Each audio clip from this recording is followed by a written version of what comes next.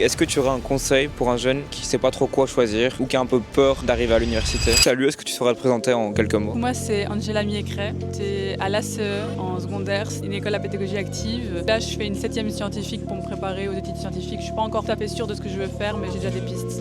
Option science alors. Voilà. Et qu'est-ce qui t'a fait aimer la science? En fait, moi, j'hésitais beaucoup parce que dans mon secondaire, j'étais en sciences 6, maths 6, parce qu'il y avait plein de trucs différents qui m'intéressaient. Et j'ai toujours bien aimé les sciences. J'ai toujours su que j'aimais bien faire ça. Du coup, je me suis dit, je vais tester et ça me plaît bien.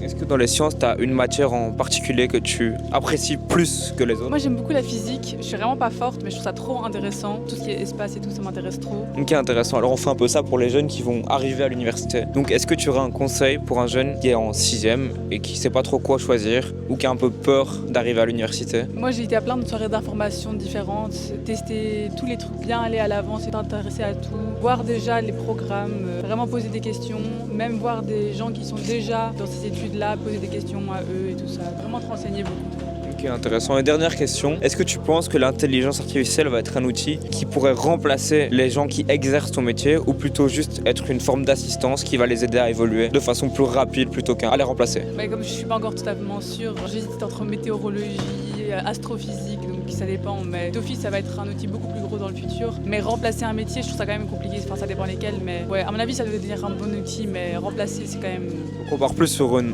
évolution plutôt qu'un remplacement. Voilà, c'est ça. Ok. Bah, merci beaucoup pour tes réponses.